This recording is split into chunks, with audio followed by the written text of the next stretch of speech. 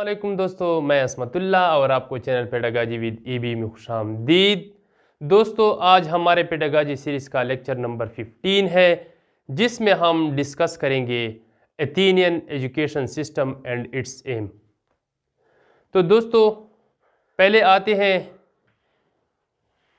Athens education system AIIMS, यानी कदीम Athens का जो एजुकेशन सिस्टम था उसके एम्स क्या थे। कदीम एथन एजुकेशन सिस्टम का जो बेसिक एम था वो था टू टीच आर्ट, यानी बच्चों को आर्ट की तरबियत देना, यानी बच्चों को फ़न वगैरह सिखाना। इसी तरह to prepare citizen for both peace and war, यानी जो हमारे पास सिटीज़न थे उनको जंग और अमन दोनों के लिए तैयार करना एजुकेशन का एम था। इसी तरह to develop physical, mental and moral qualities of children, यानी एथेनियन एजुकेशन सिस्टम का एक एम ये भी था कि बच्चों की जिस्मानी, ज़हनी और अखलाकी खसूसियात को इनकलकेट करना था। यानी वो बच्चों की तीनों डोमेन को फोकस करते थे। जिस तरह हमारे पास पहला है कॉग्निटिव डोमेन, यानी बच्चों के इंटेलेक्ट पर वर्क करते हैं। इसी तरह साइकोमोटर डोमेन, बच्चों को फिजिकल एक्टिविटीज़ में इन्वॉल्व करते हैं। और थर्ड हमारे पास जो अफेक्टिव डोमेन है, बच्चों के अंदर वैल्यूज़ को इनकलकेट करना था। इसी तरह हमारे पास एथेंस में स्कूल्स क्या थे, प्राइवेट थे, लेकिन ट्यूशन इतनी कम थी कि मुआशरे का पोरेस्ट पर्सन भी अपने बच्चों को एजुकेशन दिलवा सकता था। और जब बच्चा 18 साल की उम्र को पहुंच जाता तो उसके लिए 2 साल की मिलिट्री ट्रेनिंग मैंडेटरी थी। अब आते हैं दोस्तों एलिमेंट्री एजुकेशन इन एथेंस की तरफ। यानी एथेंस में जो एलिमेंट्री एजुकेशन था वो बेसिकली 3 कोर्सेज पर मुश्तमिल था, जिसमें हमारे पास पहला कोर्स था ग्रामाटा। इसमें बच्चों को रीडिंग, राइटिंग और अरिथमेटिक सिखाई जाती थी। और जो उस्ताद या जो शख्स बच्चों को रीडिंग, राइटिंग और अरिथमेटिक सिखाते थे उस शख्स को ग्रामेटाइटस कहा जाता था। ग्रामेटाइटस। जब बच्चा 5 या 6 साल तक बच्चे को घर पर रखा जाता और उसकी तरबियत की जिम्मेदारी माँ सर अंजाम देती या कोई मेल स्लेव इसके लिए रखा जाता। लेकिन जब बच्चा 7 साल से ऊपर जाता, यानी 7, 8, 9, 10, 14 तक, तो उसको बेसिक एजुकेशन हासिल करने के लिए प्राइमरी स्कूल भिजवाता। इसी तरह हमारे पास उस वक्त प्रिंटिंग बहुत महंगी थी, यानी किताबें महंगी और नायाब थी। बच्चों को जो भी पढ़ाया जाता उससे जुबानी याद कर दिया जाता। एथेंस में जो 7 साल से ऊपर के बच्चे थे उनको अल्फाज जोड़ तोड़ कर सिखाए जाते ताकि उनको पढ़ना सीखना आ जाए और इसी तरह उसको गिनती भी आ जाए।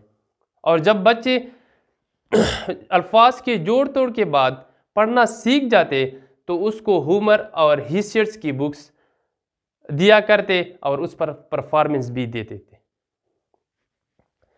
एथेंस में जो अमीर शख्स थे और जो अफोर्ड कर सकते थे, वहाँ पर बच्चों के लिए एक मेल स्लेव रखा जाता और उसकी रिस्पॉन्सिबिलिटी ये होती कि वो बच्चे को स्कूल तक पिक एंड ड्रॉप देते और साथ में उनकी शरारतों पर भी नज़र रखते। एलिमेंट्री एजुकेशन का जो दूसरा कोर्स था वो गिटारिस्ट्स कहलाता था और इसमें बच्चे को म्यूज़िक, सॉन्ग्स, पोएट्री, लहरा बजाना वगैरह सिखाया जाता और म्यूज़िकल परफॉर्मेंस भी। एलिमेंट्री एजुकेशन का जो थर्ड कोर्स था वो फिज़िकल एजुकेशन था और जो टीचर था उसको कहा जाता پیڈو ٹرائبس۔ پیڈو ٹرائبس کا مطلب ہے چائلڈ فارمر یا چائلڈ کی تربیت کرنے والا۔ اس کورس یا اس ٹریننگ کا ایک حصہ جمناسٹک تھا، جس کا مقصد یہ تھا کہ بچوں کو جسمانی طور پر چاق و چوبند اور مضبوط کرنا اور جنگ کے لیے بھی تیار کرنا۔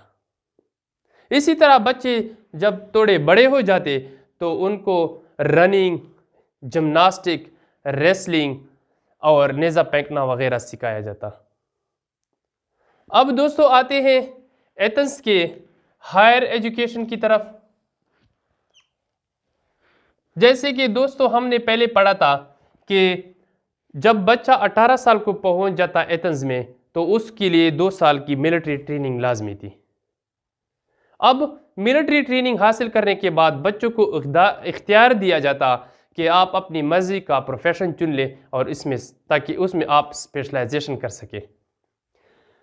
ہائر ایجوکیشن کافی مہنگی تھی اور لگژری سمجھی جاتی تھی، اور صرف امیر والدین کے بچے یہ تعلیم حاصل کر سکتے تھے۔